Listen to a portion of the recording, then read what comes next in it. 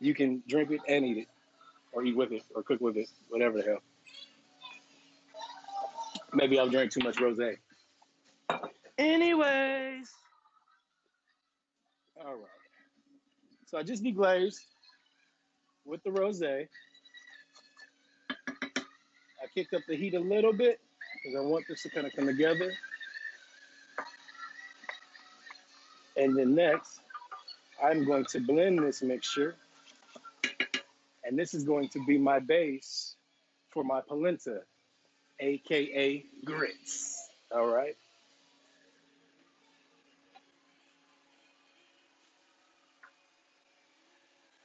Someone said they're really lazy during this time. They don't like cooking, but their dad is cooking.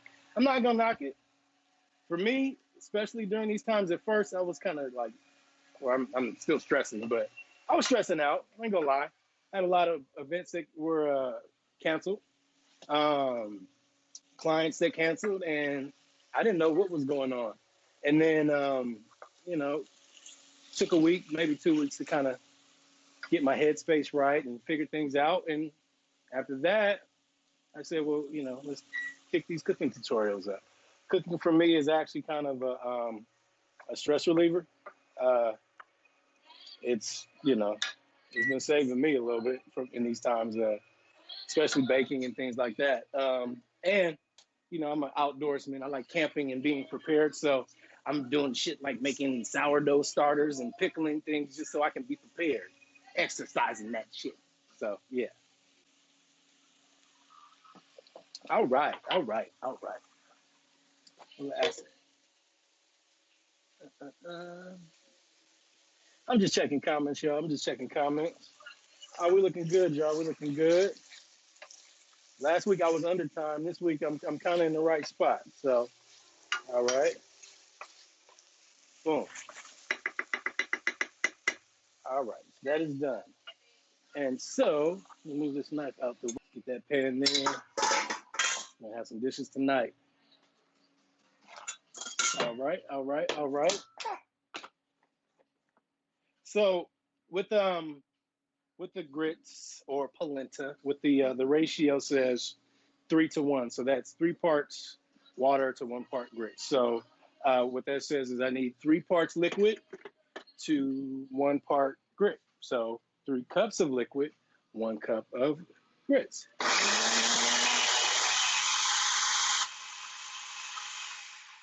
Sorry for the noise. I'm in my kitchen. I don't have the full production. So in essence, we are looking for 3 cups of liquid to 1 cup of grit. And I already have the grits pre-measured, so we're in the game. Booyah, there's 1 cup.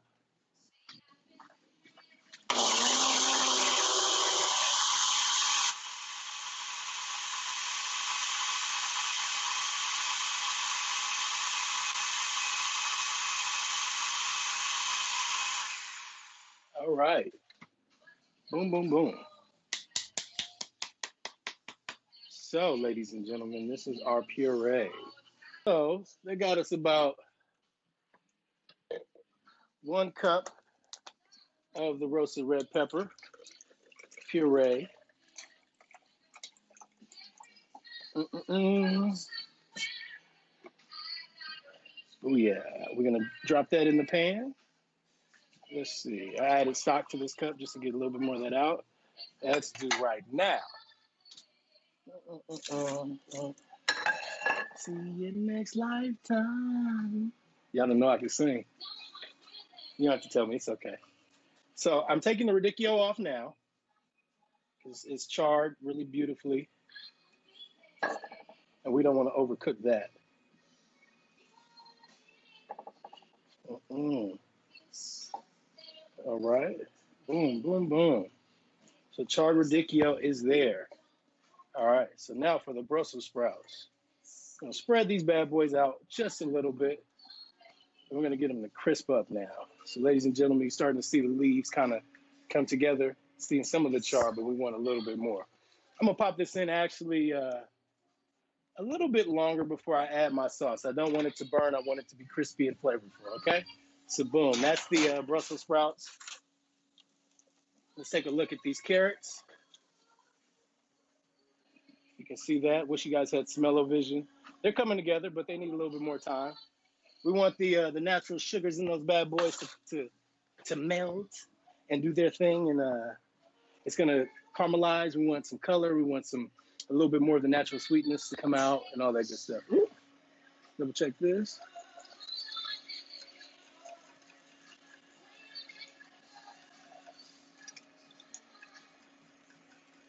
Mm, smells beautiful. Smells beautiful. Mm-mm-mm. All right, now let's check these potatoes, these patatas. You guys want to see these? All right. Oh yeah. Oh yeah. Again, ladies and gentlemen, these are Japanese sweet potatoes. I'm just kind of turning them a little bit. I want them to shrimp. Uh, you definitely want to see that video. There's a couple clips on the Twitch channel, and then also I have the recipe up and the full video at thefeast.la. So if you guys want to check that out and try your hand at true New Orleans style barbecue shrimp. All right, ladies and gentlemen, right now I am whisking those grits, that corn polenta, that ooh yeah, into my red pepper mixture and just slowly whisking. I guess I will. I guess I will. See, and so, boom, we're gonna let that kind of go. I'm gonna move that. Woo, watch that. Move this to the back end, and I'm going to add just a little bit more stock because I want it. I'm not looking for really thick hard grits. I'm looking for smooth, creamy, and so we'll let this do it. Let it do its thing on the back end at a low heat, and I'm just gonna come back to it and whisk it. One thing you want to do is make sure that you whisk through the bottom. You're not looking for the bottom of your pan to stick or burn, and they can do that. So this is not something that you're going to cook and kind of walk away from. This is something that you're going to sit with for a little bit, keep your eye on it, and actually stay in the kitchen. So for all my cooks that like to step away and look at TV or have some herbal refreshment, this ain't it. You got to kind of keep your eyes on it. All right. All right. All right. All right. All right. So we've already knocked out our roasted vegetables. The Brussels sprouts are going right now. Our radicchio is already out and it's beautiful. Let me taste it. Let's see. Oh, yeah. It to be super dry and all that good stuff. So hence why I'm being generous with the liquid.